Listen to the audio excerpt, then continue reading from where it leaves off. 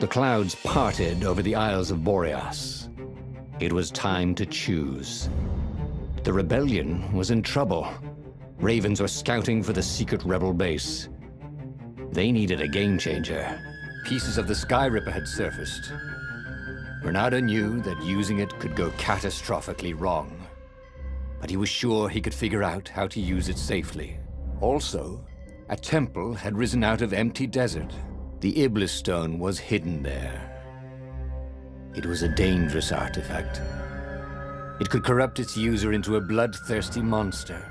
Maybe he could find a way to use it, to take its power without surrendering to its wickedness. And also, his old friend Lapino needed rescuing. Of course, Renato had a pretty strong suspicion that Lapino had betrayed the rebellion, and he had a gut feeling that he needed to use that to his advantage.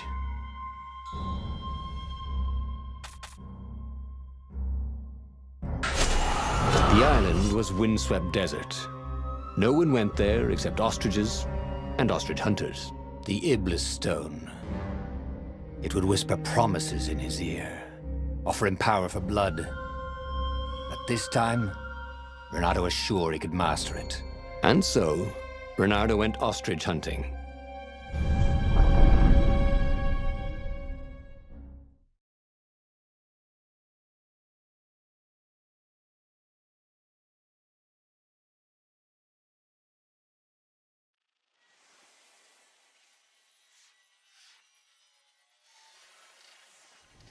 Every child could sing verses about the Sky Ripper, but ancient codices held hints of other things.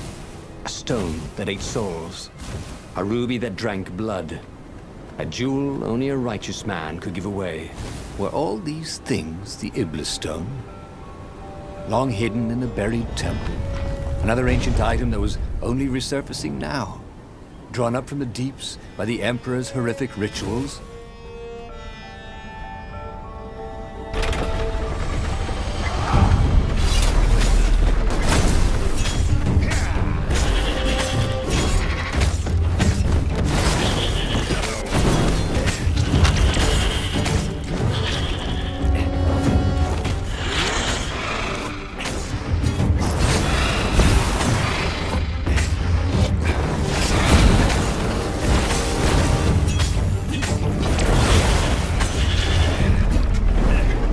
Ravens were already here, cawing in frustration. They were still searching for a way in. Good. And he hadn't come too late.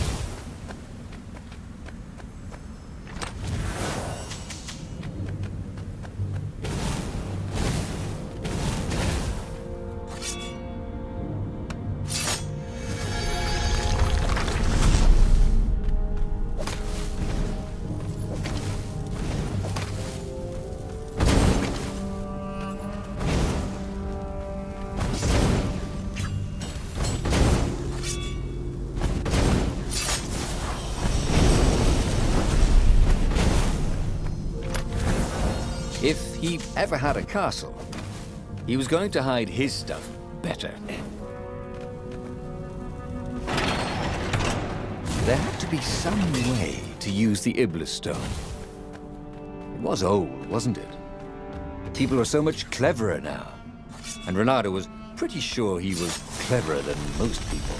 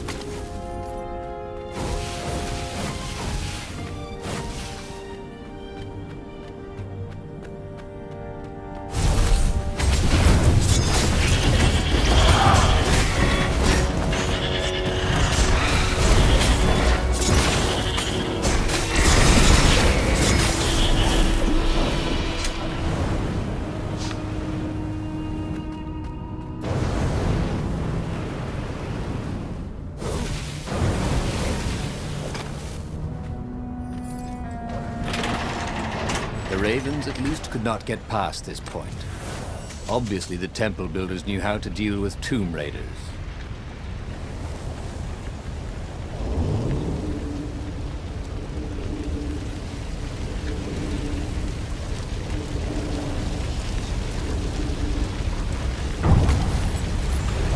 Magical energy balls, immune to the laws of gravity.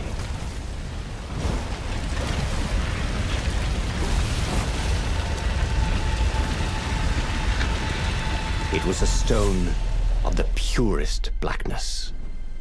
It reflected no light, like a void made solid. Nervous, he picked it up. I can make you mighty. Who said that? Give me blood. It was the stone. Eager, thirsty. The Emperor's daughter.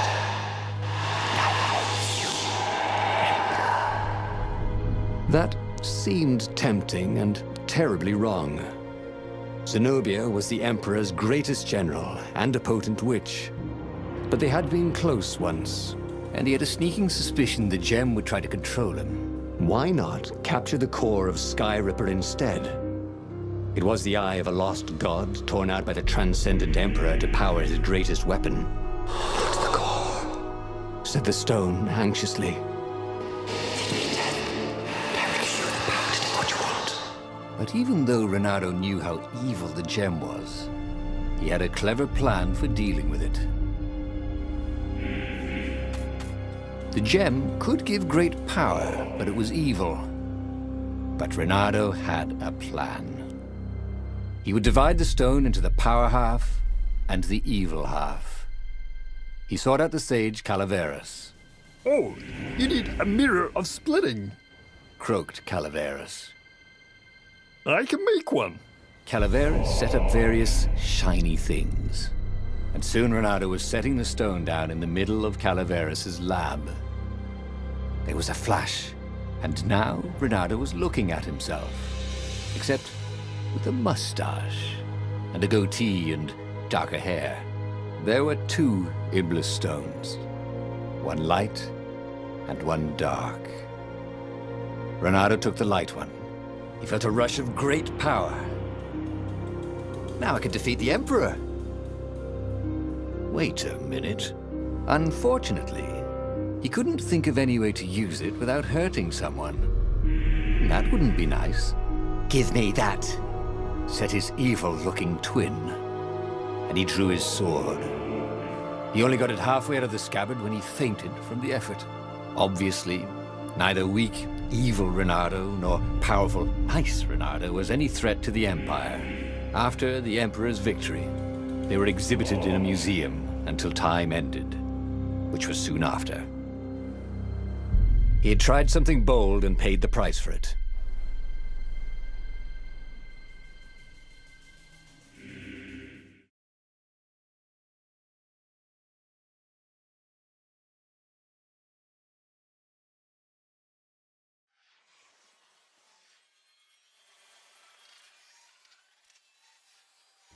Every child could sing verses about the Sky Ripper, but ancient codices held hints of other things.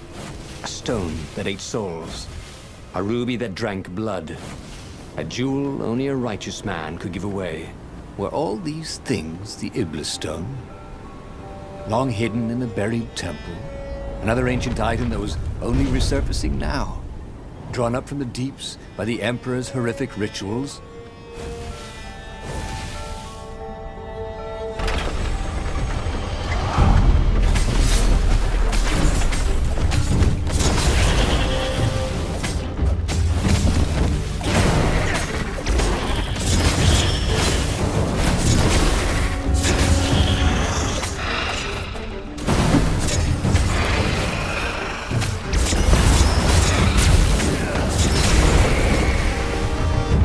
Ravens were already here, cawing in frustration.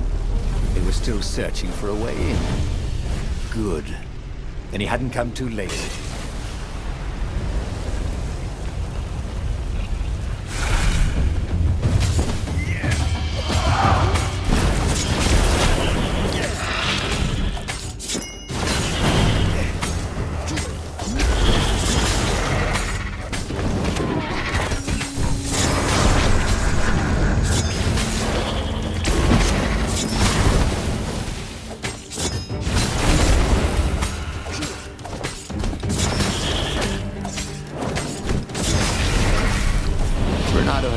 so much about... Ooh, what was it again?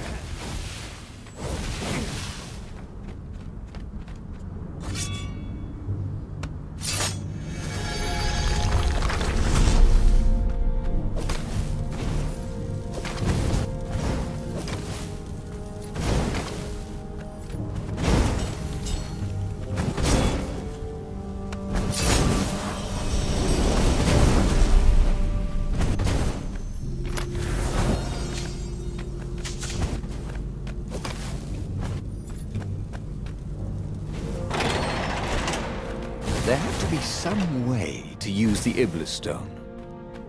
It was old, wasn't it? People are so much cleverer now. And Renato was pretty sure he was cleverer than most people.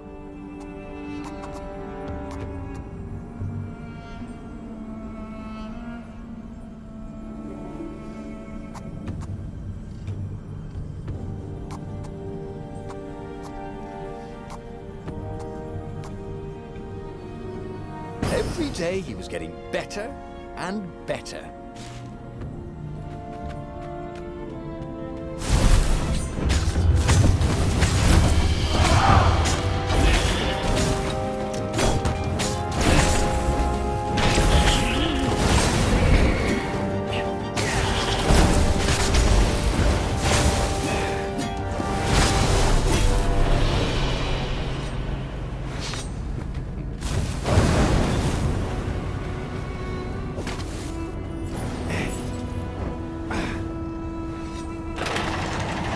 The Ravens at least could not get past this point.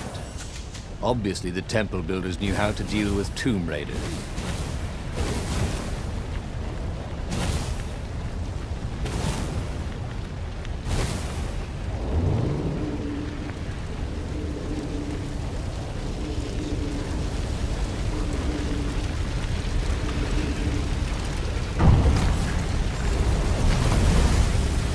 These were no ordinary cannonballs.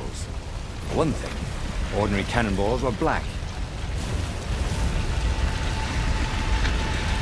It was a stone of the purest blackness. It reflected no light, like a void made solid. Nervous, he picked it up. It was the stone, eager, thirsty.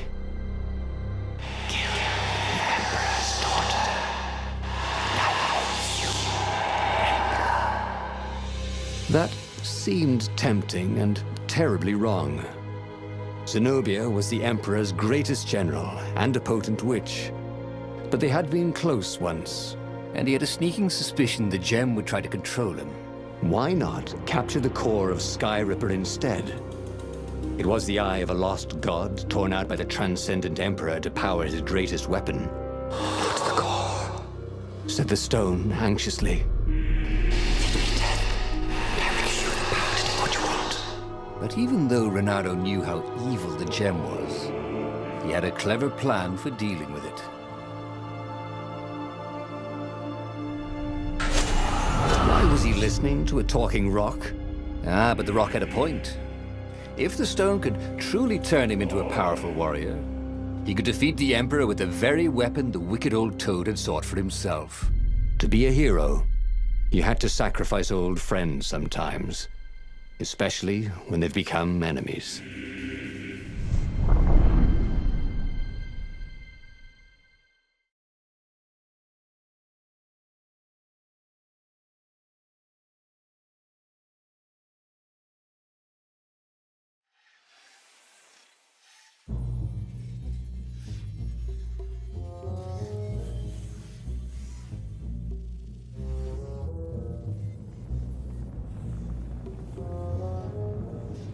As he placed the impossibly black crystal in his gauntlet, Renato had a sudden vision.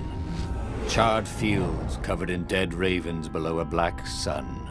Was it the time of the lost gods before the Transcendent Emperor? Was it the future? It whispered. Take the power. He could feel the stone's hunger for souls.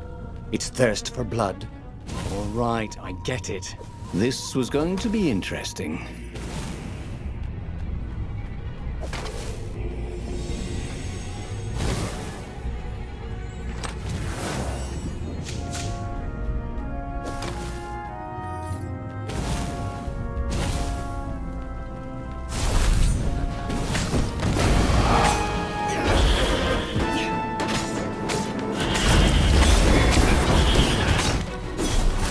The ravens on Zenobia's island were no match for Reynardo.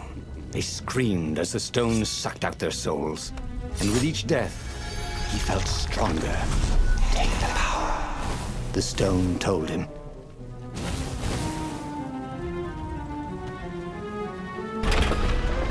He couldn't do worse with Zenobia than he'd done with the core, could he?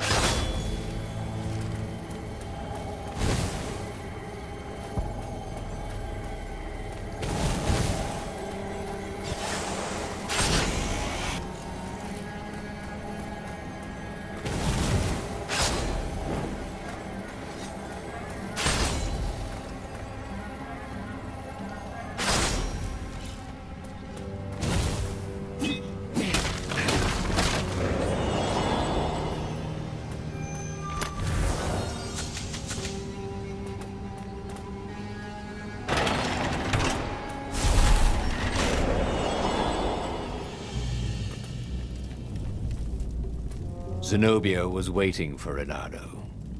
She was alone, confident as always. Fire danced at the tips of her claws. Are you here to surrender? She seemed as cocksure as he felt. But she didn't know he had the stone. And I've missed you too, love. He chuckled. She spotted the stone and bolted without another word.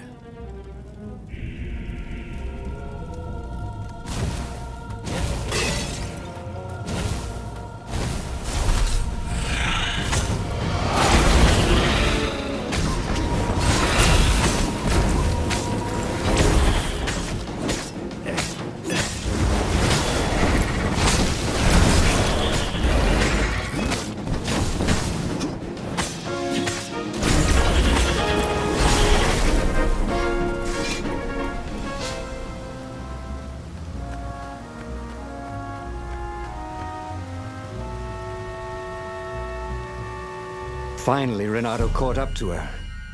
He had never seen her scared before. At school, she'd been the determined, brave one. Now her eyes were wide, frightened. He didn't like seeing her this way. Kill her, whispered the stone. You cannot win your rebellion without it. Please. No, said Zenobia. Not that way. Oh, they had been so close once. Could he really feed her soul to his demonic gem? But if he spared her, he would not get the full power of the stone. Oh, how could he be the hero he wanted to be?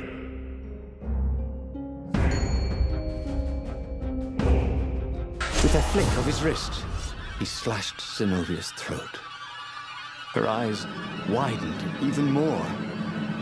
And then the light went out of them. Reynardo felt amazing. Power was rushing into him like water from a burst dam. Oh, such radiance, exulted the Iblis stone. Tasty. He felt a bit bad about killing her. He was pretty sure she still loved him. But needs must when the devil drives. Reynardo returned to the Farfarer and set a course for the Nexus. The Empire had a communication outpost there. He could call the Emperor directly. It was time to seize the outpost and let the Emperor know what he had done.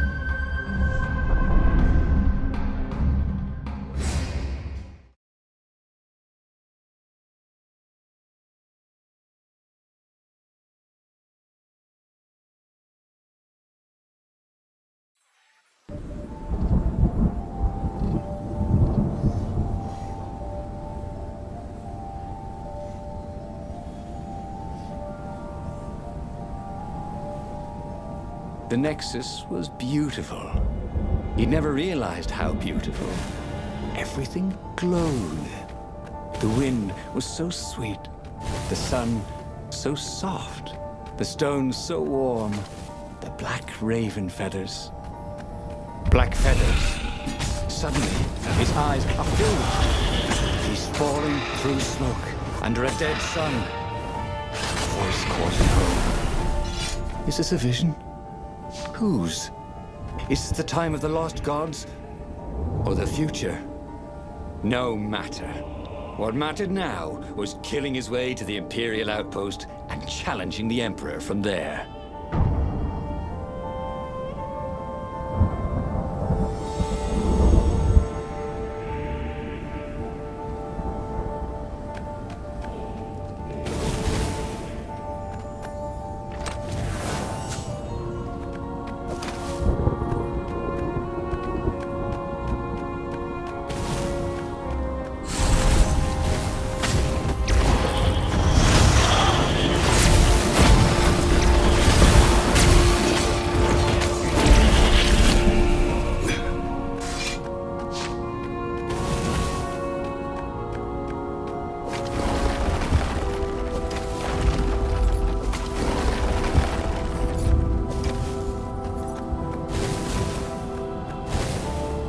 Up ahead was Lapino. What was he doing here? Bernardo! Hey, buddy! Hey there, old buddy! Please don't kill me! Why would I kill you? Asked Bernardo, although he had been thinking about it. Well, you've become... no, I mean, no disrespect at all here. Kind of evil? Maybe you should, I don't know, go to the mountains to have a think? See if maybe you're sure the stone is not all that healthy a thing to keep? I suppose you wanted, Bernardo said, and poked Lapino in the chest for emphasis. Oh, had he just killed Lapino? Oh, damn it.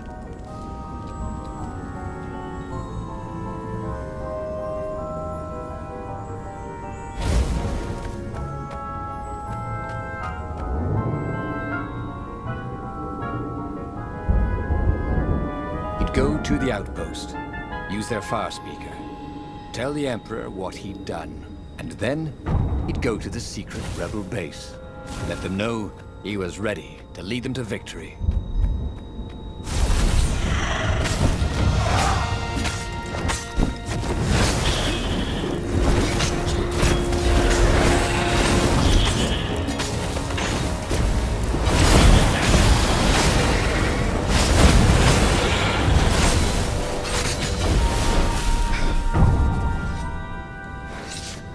Renato rampaged through the Imperial outpost like a water buffalo rampaging. At the last moment, he remembered not to kill the Farspeaker Toad. After all, he wanted a word with the Emperor. But there was only silence. The Emperor was scared, like little girl. Well, he would gather the rebel army and slaughter the Imperial fleet. Applauded the Iblistone. Tremendous. Then the Emperor would have to answer his far speaker, wouldn't he? Who are you? Asked a distant voice that sounded uncomfortably like Zenobia. What have you become? The mountains. Go to the mountains, urged another that sounded a bit like Lapino.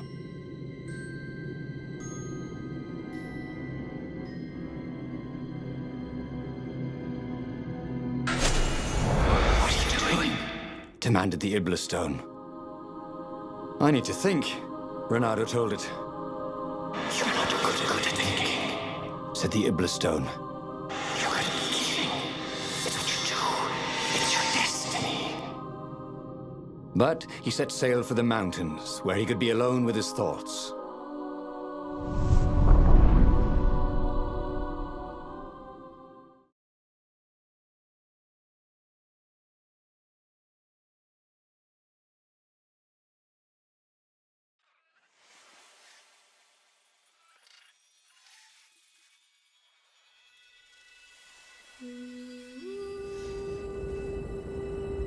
Why were there Raven Scouts here in the empty mountains?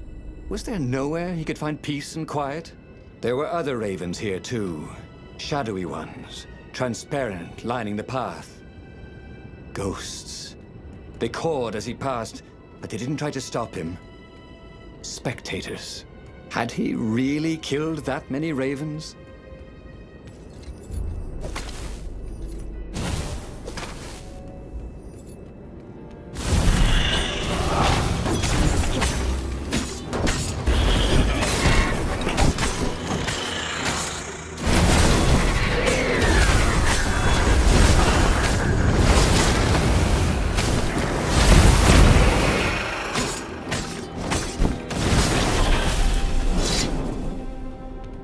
Then he saw her. Zenobia. She was a ghost too. She ran off when she saw him. How could a ghost be afraid? He followed her. He had to.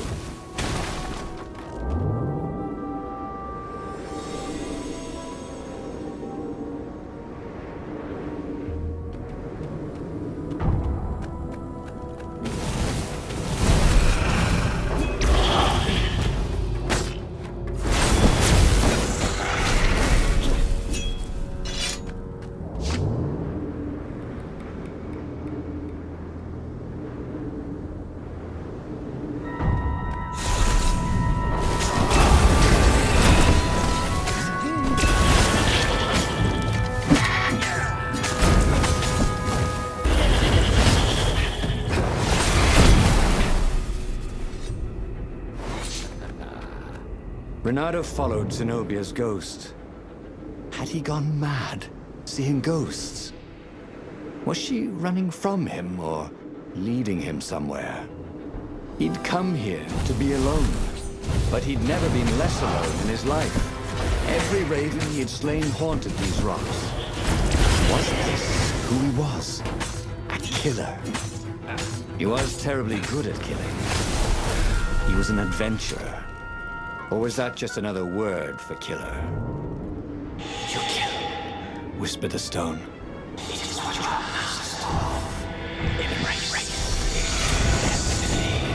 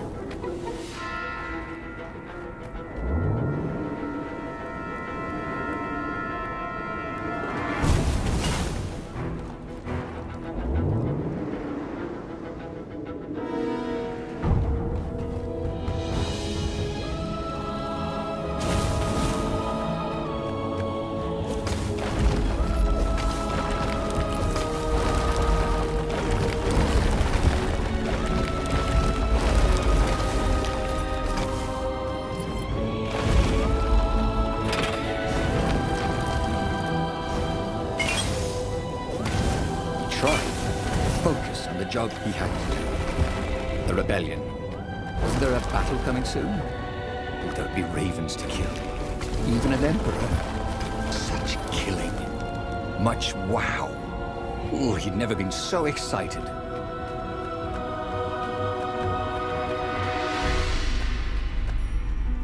At the end of the mountain path, Zenobia awaited him. Why did you kill me? She said. I was your prisoner. And I loved you. I needed the power, he said. Haven't you heard? There's a war on.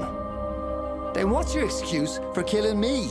Asked his old friend Lapino, stepping out of the shadows. Because a filthy traitor? Said Renato. Once, Lapino didn't reply. The demon has twisted you, said Zenobia. Abandon the stone. You've lost too much already.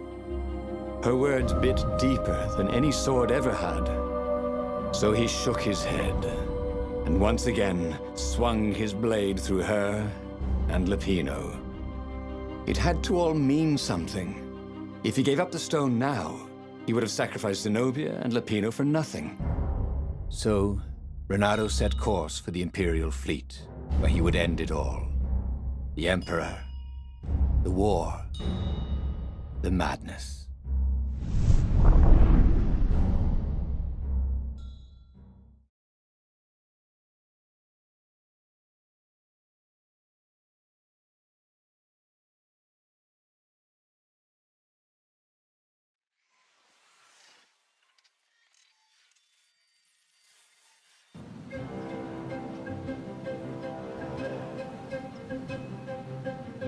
Renato boarded an Imperial ship.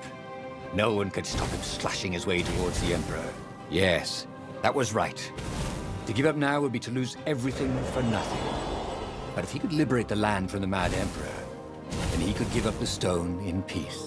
And those were absolutely his own thoughts, not the stone manipulating him, right? Oh, yes! Exulted the stone.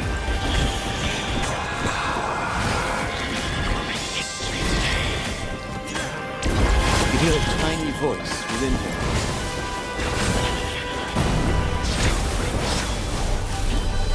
Madness? I have to kill the Emperor, he told himself. That's what it meant to be a hero. To do what had to be done, no matter how terrible the cost. Yes. And then you can have peace. Promised the stone.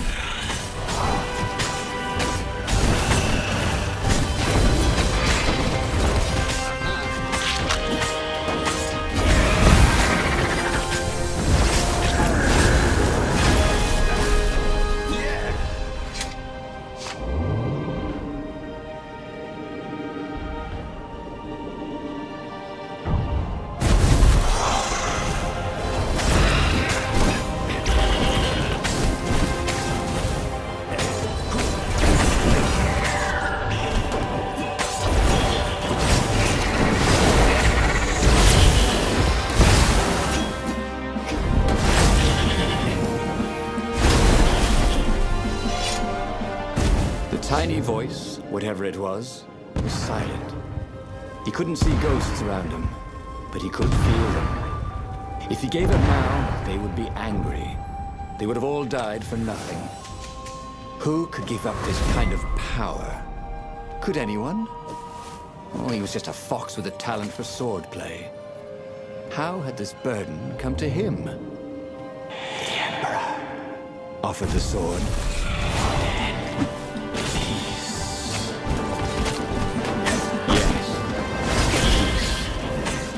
That is what he wanted.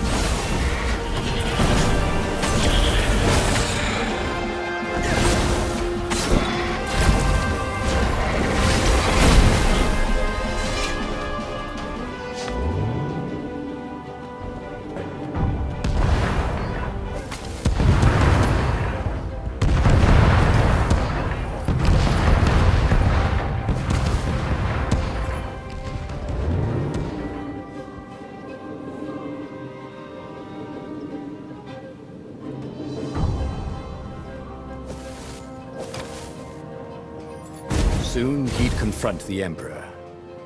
Funny that this whole war had come about because the Emperor feared death. And now it was coming for him. There was some sort of lesson there, wasn't there?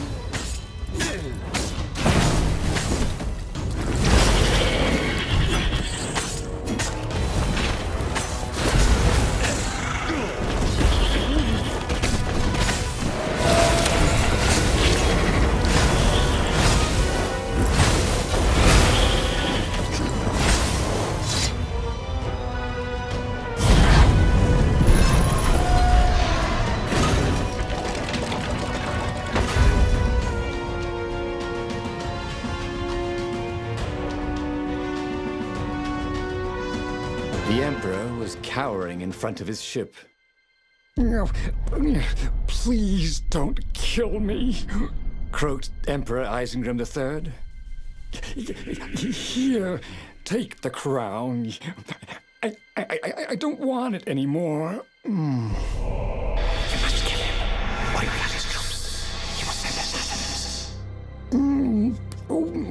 Please, have mercy. The rebellion is won. Or you could be emperor. I'll just go be a scientist, or minstrel, or sell gummy bears. Yeah, I promise not to bother you. It's your moment. With all the love he'd ever had for Zenobia, for Lupino, for the kit foxes he would never have, Reynardo raised his sword. And Reynardo plunged his sword into his own chest. Wait. What? Reynardo screamed as his life force ebbed into the stone and surged back into him, and ebbed out and surged back in. Screamed the stone. It began to heat up. What have you done? The stone began to glow. It became white hot. It became lava.